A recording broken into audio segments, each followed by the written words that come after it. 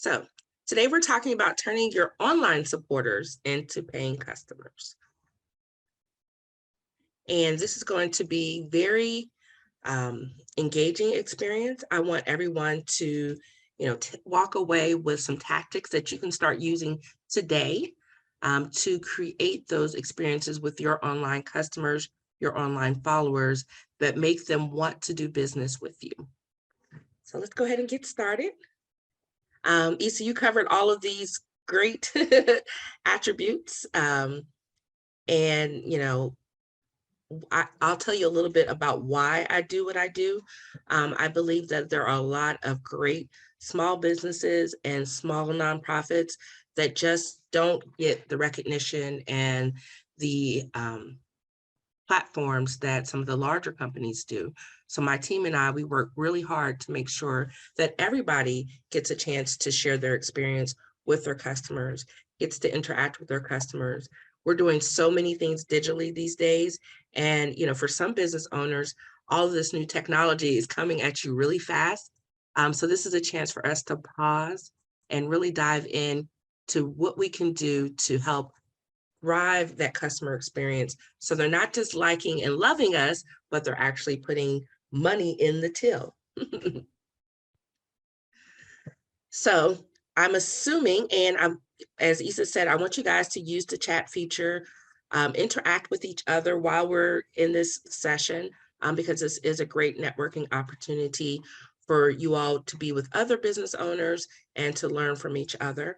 So if you want to, I would love for you guys to drop in the chat what your most prominent social media platform is, where people have the best interactions and the most interactions with your brand, and where your target audience goes to find information about your industry.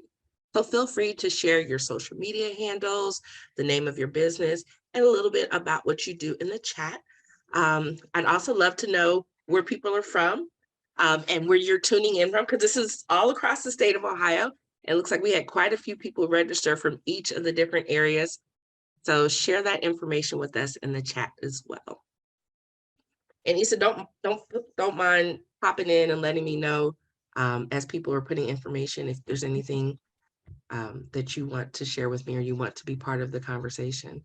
I'm open to that as well. So we're talking about our current situation, and most of us are here in this space where we've started our business. We started posting on social media. We're doing all the things that the gurus tell us to do. We're doing all of the trending dances, and we're posting X number of times a day or X number of times a week.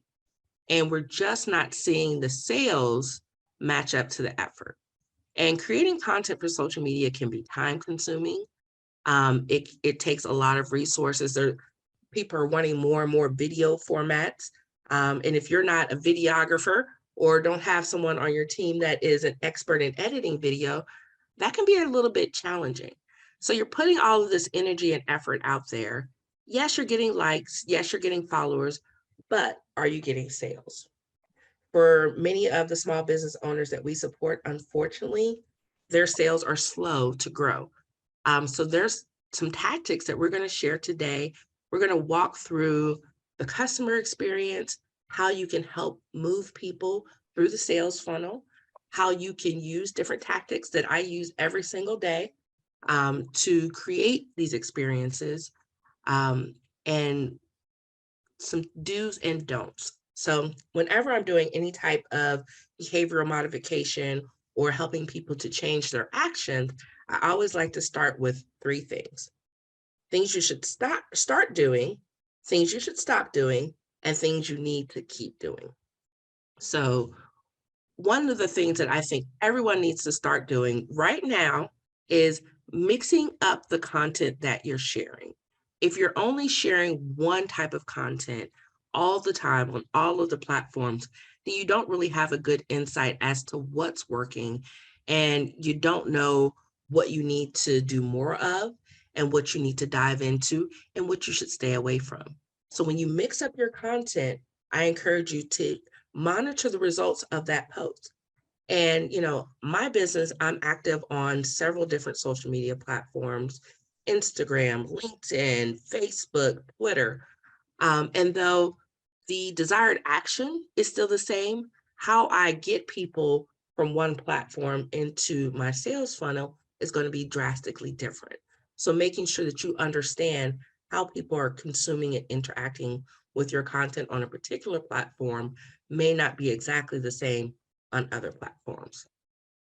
All of us probably have one of these devices within arm's reach of us 24 hours a day. And I always encourage people to use your device's note-taking app so that you can jot down ideas for content, things that you're seeing in social media that you'd like to try.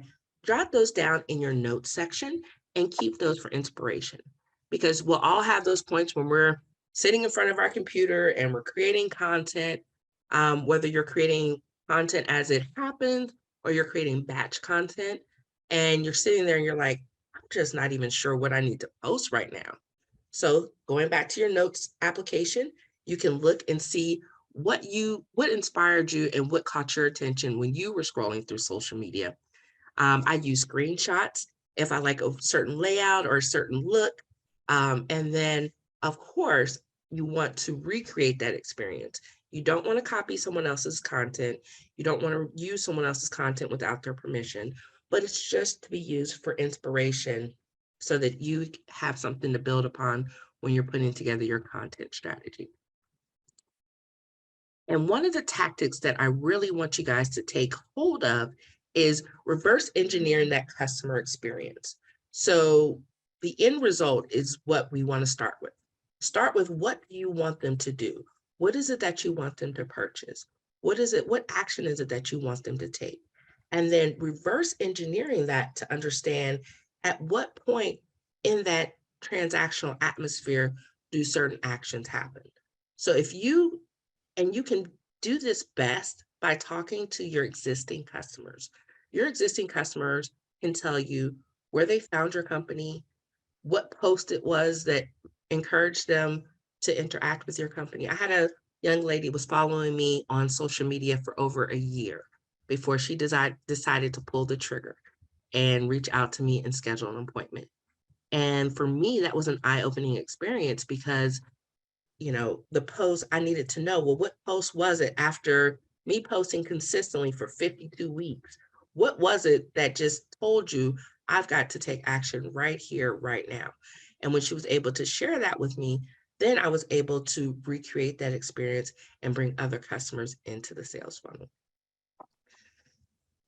So let's get to what we need to stop doing. So of course, right now, short format videos are the biggest trend.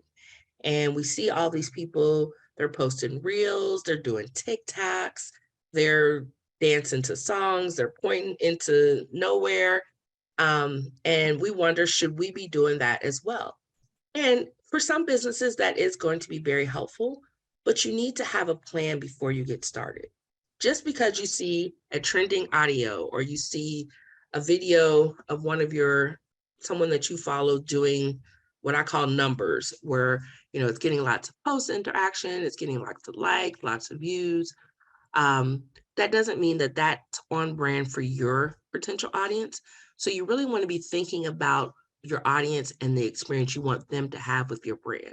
And that's where you should be developing your content strategy, not just copying what other people are doing and pointing into cyberspace if that doesn't align with your brand.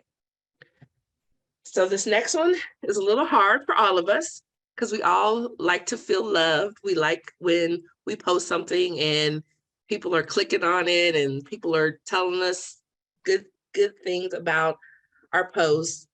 It makes us feel encouraged because we put all this time into creating this content. We put it out there and you want somebody to interact with it. But you can't base your strategy solely on those vanity metrics because you can't cash in likes, you can't cash in loves, but what you need to do is use those to be able to drive that experience. So being able to understand what content your potential audience is consuming and how they need that delivered from you. So those things will give you some clues, but don't just because a post gets 20 likes does not mean that you have to do that exact same thing again. And I am big on collaboration. So as some of you may know, I am a branding blogger. So if you are not already following my branding blog, I definitely encourage you to do so. It's available on my website. And what I do in there is I collaborate with others, it's not just my school of thought or my opinion on certain topics, but I bring others in and let them tell their story using my platform. So when you are working in collaboration with others, guess what happens? Then they feel appreciated. They feel excited to share your content with their followers. They become an ambassador for your brand. And it's not even about the traditional ambassador model, but they are advocating for your brand and sharing that information. And everybody wins. So I always encourage people to not be afraid to collaborate. Just because someone is operating in similar spaces with you does not mean that they are your enemy. And that there are ways that you guys can work in tandem to support each other's growth. Because as being a solo entrepreneur, it can be tough. It can be lonely. It can be daunting. So I definitely want you guys to help build your tribe and build up others using your platforms. And it's going to pay off in them helping to expand your name into their market. So if you are creating high quality content that is on brand, you must keep doing that. Even if you're not getting the results right away, like I told you that story about the young lady that was following me for a whole year, the results will come. Don't get lazy, don't get discouraged, don't give up. Keep creating content and keep using the analytics to help you tell a story. So we will dive into some social media analytics in a bit here. But I want you guys, I am not one that says you have to post a certain number of times per day, or you have to post this many times and this many reels. But whatever you're doing, I want you to be consistent. I want you to find a way that you can continue something that's sustainable for your brand. You will start to see in your analytics certain times when your audience is going to be online and certain days of the week when there's more of your audience online. And yes, you want to use those when you're creating your strategy. But the most important thing I feel is that you are consistent with your posting.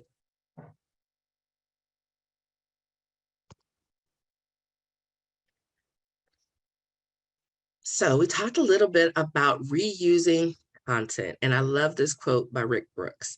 Content repurposing is like the triple word score on Scrabble. So if you created a great piece of content, learning how to repurpose that for other platforms is a boss move. So if I've tweeted about a topic and I'm looking for something that I need to post, maybe on my Instagram or on my Facebook or LinkedIn, I can use that tweet as part of my graphic for those graphic first platforms like Instagram. And I'm not creating new content. I'm not recreating the wheel, but I'm using something that drives the conversation on other platforms. And it lets people know that they can follow you on other platforms. So I'm a big Words with Friends player. I play Words with Friends probably every day because the app entices me to do so. And that triple word score, when you get those 10-point letters and you're able to use a triple word score, and then you're able to build words upon that. And that's really what content repurposing is. So you want to make sure that you are being strategic with your content. So making sure that you understand what part of your audience is going to be on what platform, what time of day they're going to be on the platform, how they consume your content on that platform is going to be different for each one. So make sure that you're being strategic and you're thinking through it and you're not just posting and ghosting. So for those of you that aren't familiar with that term, that's when you post on a platform, you spend no time engaging, and then you leave the platform. And you expect miracles to happen while you're not there. The real work and the real relationships happen while you're there engaging. So what I typically do is about 5 to 10 minutes before I post, I will get on the platform, I will like and comment on other people's posts, and then I will share my content. And what happens is they look at their notifications and they see my smiling, happy face. And then they go and they see the new post and the content that I just shared. And then they interact with it because everything's reciprocal. We're all trying to grow. And then that helps boost my content. Another thing, once I've posted, is then I start sharing it. So if I'm on groups in Facebook, if I'm on groups on LinkedIn, I can share a piece of content within those groups. I'm not creating anything new, but I'm exposing it to people that may not be following my page. So that gives my content a chance to really take off and to get fresh eyes on it and to get fresh people into that sales experience. So here comes the meat and the potatoes. So the sales funnel is a tactic that we all use in marketing, whether you know you're using it or not. And the goal is to keep people in the sales funnel. So people start off in awareness. We want to move them forward into interest. We want them to make a decision, then take action on that decision. And then we want them to start advocating for our brand. So when a client follows your page, knows that you offer a certain service, that's the awareness point. Now, the goal for this is to get them into your sales funnel. And I encourage you to bring them not just on social media, but also bring them off of social media. So get them to sign up for your newsletter, get them to interact with your content on your blog posts, get them off of your social media and into your sales funnel, because that way, if they're on your newsletter, even if they're not ready to purchase at that very first interaction, you give yourself multiple opportunities to present your products and services to them. And that way you get those people moving forward. Now that only works if you are sending out newsletters, if you are using content on your website and using that to tell a story. So don't just gather emails just for the point of gathering it. There's no award for having the most emails in your database, but you want to actually be sending that information along and using that to keep their interest and pique their interest so that you can move them forward. So once you get the client into the interest point and they've said, hey, this is something I need, now that it's a time to invite them to come out and try on the product, do a demonstration, do a consultation, depending on whether or not you're selling a tangible product, or if you're a service-based business like Nahamani.org, our first step is always to get people to schedule a consultation with me, because that then gives me an opportunity to learn about them, to understand their why and why they do what they do. And then I can use that information to move them to the next bucket on the sales funnel, which is making that decision. So I want to, in that consultation period, I want to understand what is it that they need in order to make a decision. What are the questions? What are their pain points? And how could my product or service help fill those pain points? So I always use a demonstration of what keeps someone up at night. It's 2:00 in the morning. You're not there to necessarily answer their calls and answer their questions. What is going through their mind? So you have to really use these experiences and these interactions to get inside their head and to understand things from their perspective. We know you love your products. We know you love your service, and your service is the greatest in your industry. But you need to understand, and you need to take a step back from yourself and really get into their heads and get into their space. Put yourself in their shoes. So once the customer says, yes, this is what I need, now they're ready to take action. And for your business, that could be purchasing your products and putting it in their shopping cart and checking out. For my business, that could be, signing a proposal, making that deposit for their new immersive website. So it's going to vary from every business, but you want them to take action and you want to keep them taking action. So don't think just because you got them to take the initial action that you're done, because we now need to move them into the advocacy phase. So then they are going to be letting other people know about their experience with your brand. They're going to be telling their friends and family how awesome it was to work with your business. And that's going to help you increase your sales, and give them a reason to want to come back and either buy the same product again, or maybe a complementary product or service. So if they were buying an item of clothing, then maybe you want to bring them back to buy an accessory that'll make that item of clothing even more boss. So how do you do that? It's very important that every single post you make has a clear, concise call to action. Now that's going to be different on every platform, which is another reason why you can't just copy paste. You have to think about how those platforms work. So for instance, Instagram doesn't allow you to click on links in a caption. So if I'm posting some content on Twitter or LinkedIn, I can put the link right there in the post and drive traffic to that blog article, to that product page, to a page where they can book a consultation. But I don't have that same, I don't have those same tools on Instagram. So then I have to drive people to my link in bio. And my link in bio is where I can have them subscribe to my newsletter. I can have them read a blog article. I can have them schedule a consultation or check out a video on my YouTube channel.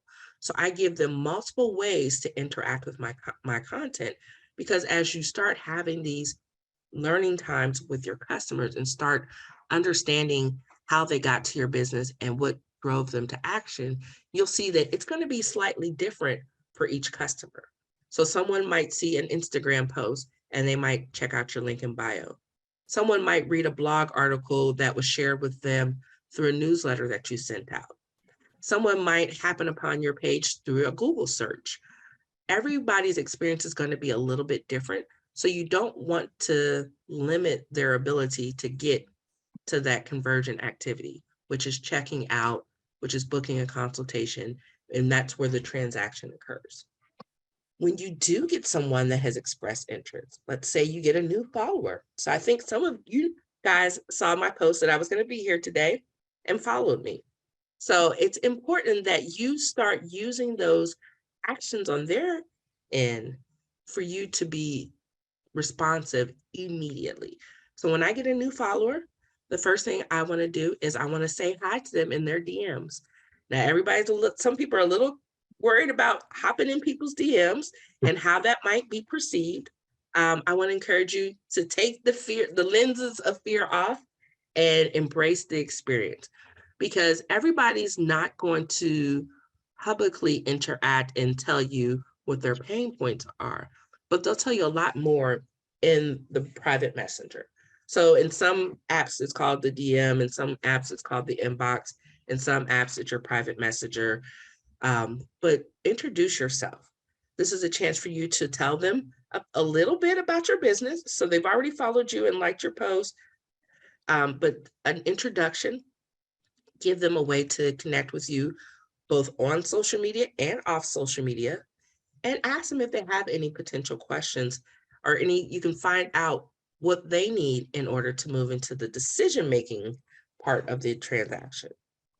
So if someone new signs up for your email newsletter, you also need to have an immediate action. And I encourage you to use some type of automated system that sends them a welcome message. You want it to be short, concise, and you don't want to make it feel overwhelming. So we've all done that where we signed up for a newsletter because we wanted a 10% off coupon. And then within 30 minutes, we've gotten 5 or 6 emails from this company, and all we wanted was that 10% off coupon. And for the next 12 years, they're emailing us 3 times a day. That's not the experience that you want your customers to have. But saying hello and welcoming them lets them know that they are successfully signed up. You should give them links to maybe your blog or some content that they can consume at their own pace on their own terms. So before I move into recurring sales, I'm gonna take a sip. So once you've got them in your sales funnel, Look, I came back with all the excitement. That's all I need. I just needed one sip. So you've got them in your sales funnel, and now they can be part of your advocacy team. So one tactic that I use is I tag my customers in my posts. If I'm talking about a particular product or service that a company has used, I'm open to tagging them right there in the post. And what happens is they see that in their notifications, and then they come and they interact with that content. They'll share their experience right there in the comments, and they'll often share that with their followers. So it's a very easy way to get them to promote your products and services, and just remind them that they purchased that special item or that special service from your business. If the relationship is not such that you feel it's appropriate to tag each customer in your post, or then you can also share it with them in their private messenger. And it doesn't hurt to send them a private message and say, hey friend, I know you really like this product or service that you purchased from me. Do you have any of your friends or anyone in your network who you think would benefit from this as well? And encourage them to share your content and to interact with your content. So sending a nice little reminder in the private messengers, in those DMs, is a great way to get customers into that experience. And one of the tactics that I've seen a lot of brands use, and I want to encourage you guys to do, is to incentivize them taking certain revenue generating actions. So you don't just want to incentivize everything, because then if you incentivize everything, then nothing's really incentivized. But if you want your customer to create some user generated content wearing your products or using your products, maybe you can ask them very nicely and then encourage them with an added discount that's only available to them. Now, I will encourage you to add a sense of urgency, because we're all busy. We're all doing more with less. So if you put an expiration date on this offer, then they're more likely to do it in a short amount of time. You can even ask your clients to tag somebody who needs this, or encourage them to, they call a giveaway on social media.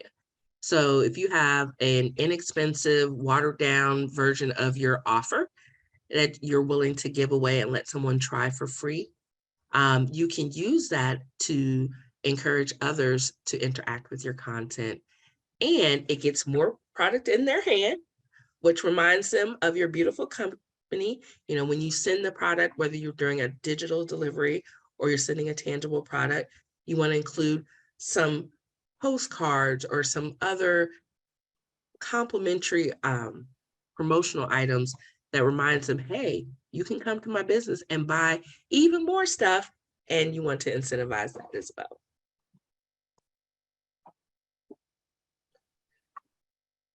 So let's talk about the customer experience. So as Isa had mentioned in my introduction, I try to use a problem-solving approach in everything that I do. So I do this so that I can curate an experience that is specific to that customer type. So I'll share with you a little bit of the data behind the different client groups that I support.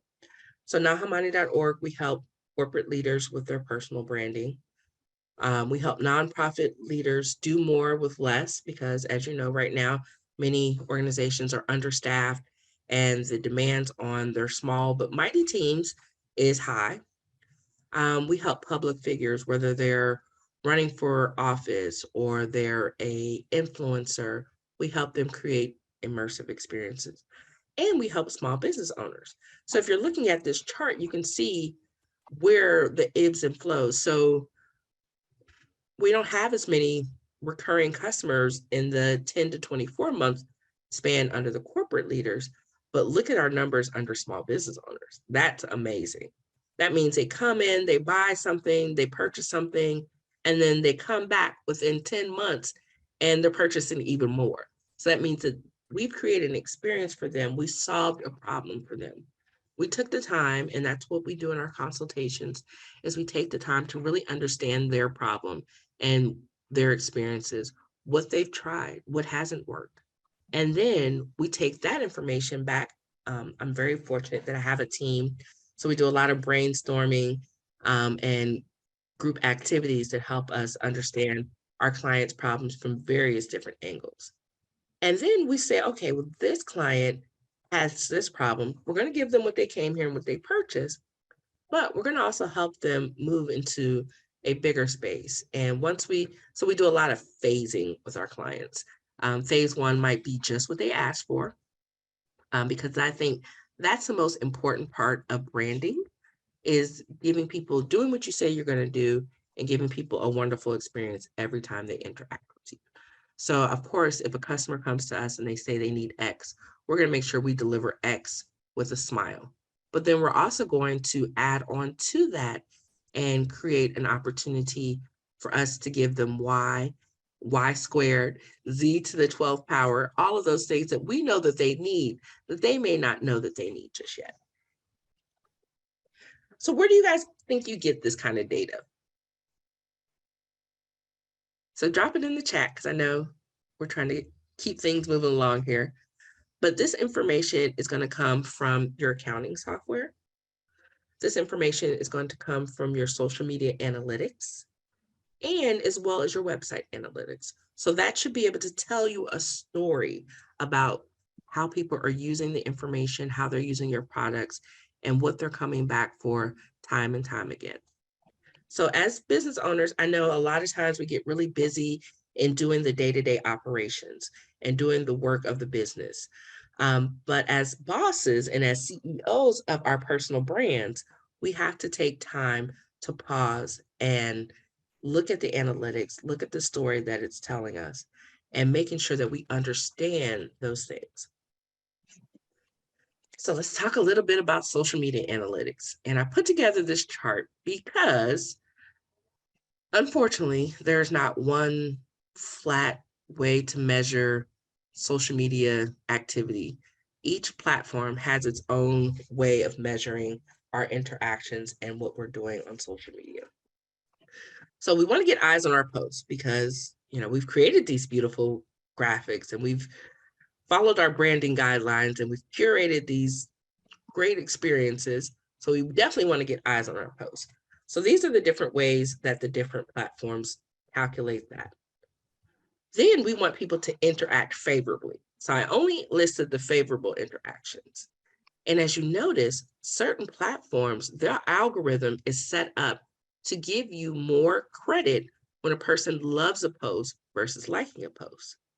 So if you have people in your stakeholder group, maybe you have a team, maybe you have a board of directors, maybe you have someone that you can tap into, encourage them to love your post over just liking it and watch how many more times that platform is going to show it to people because it knows that that's what they're looking for. On Instagram, they give more credit to people that save your post.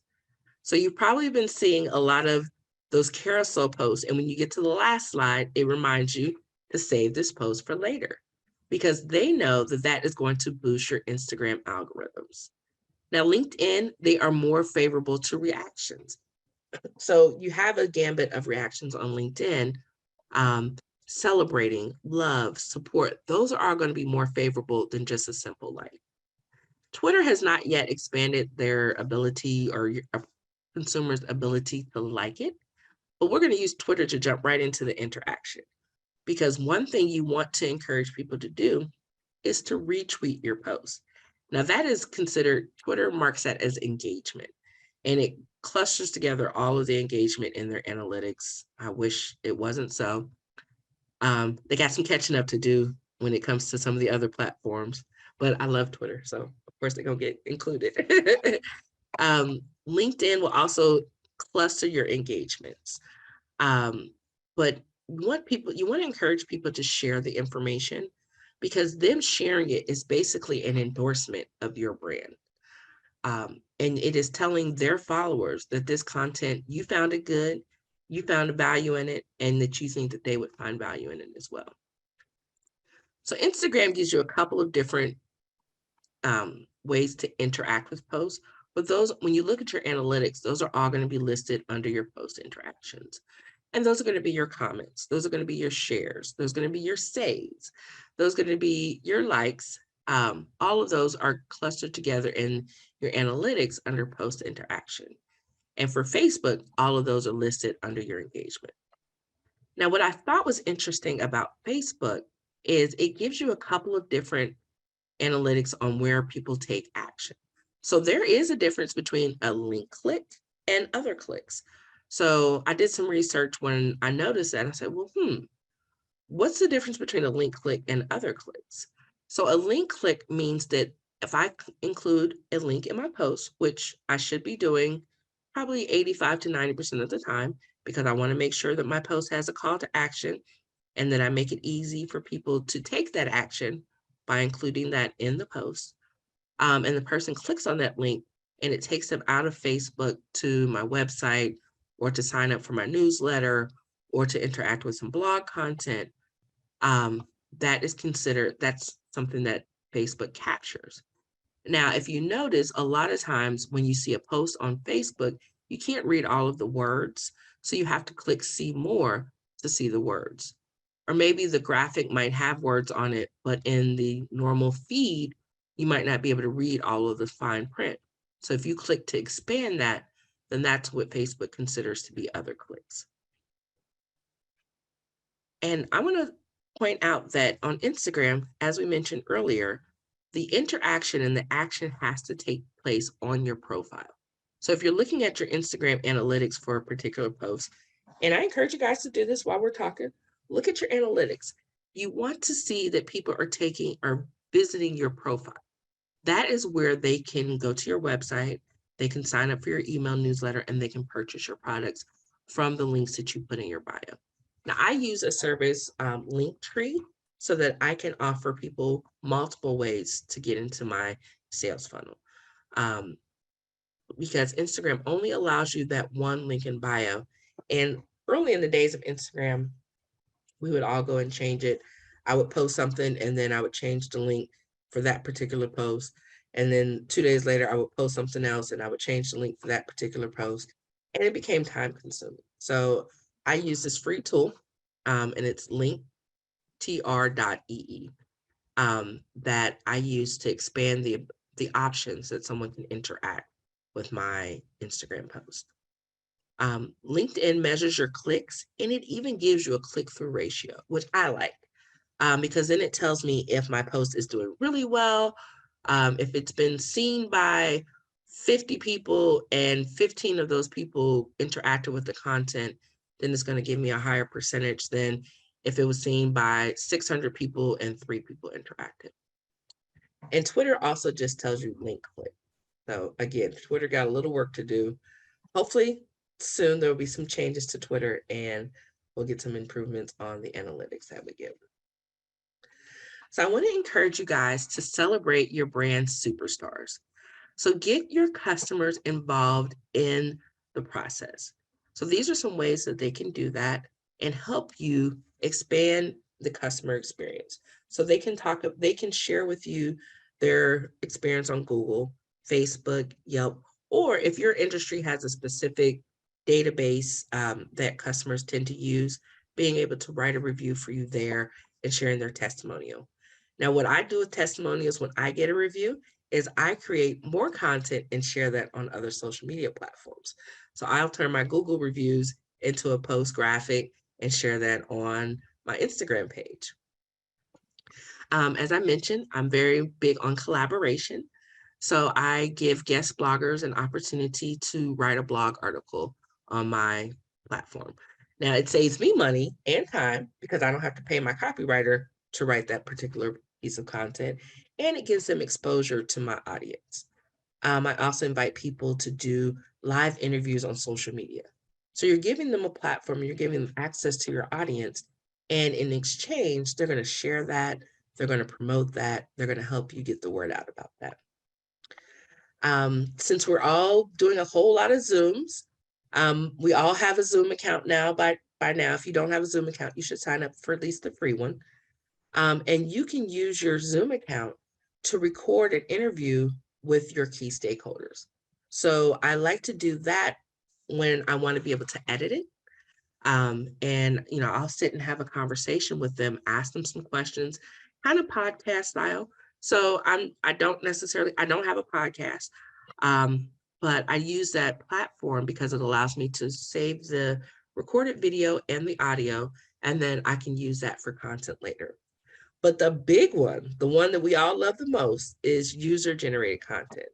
So allowing other people to create content on your brand's behalf, to tell about their experience, to walk someone through the process and what it was like working with your brand, that content is golden. So definitely want to include that in your content strategy.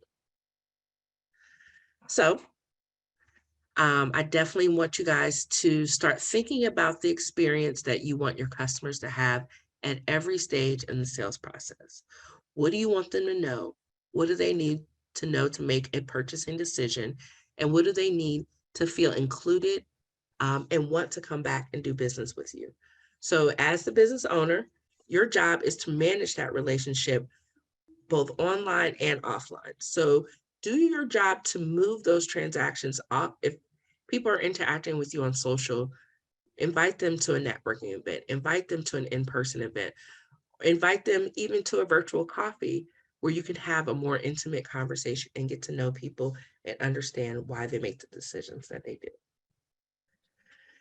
So first, I want to thank you all for your attention. This has been awesome. I see the chat has been blowing up. I have been trying to stay focused here. And we're going to open it up here to questions. I did put my email and my website address on there. And like I said, I encourage everyone here to go check out my blog. There's a lot of great content. I actually dropped a blog article today. And in there, I talk about different ways to repurpose content, things to do, not to do. And I also share I share 5 of my favorite content creation locations here in Cincinnati. So I hope you guys get to check it out and get some inspiration from that and get your tripods and your cameras out and ready to create some great content.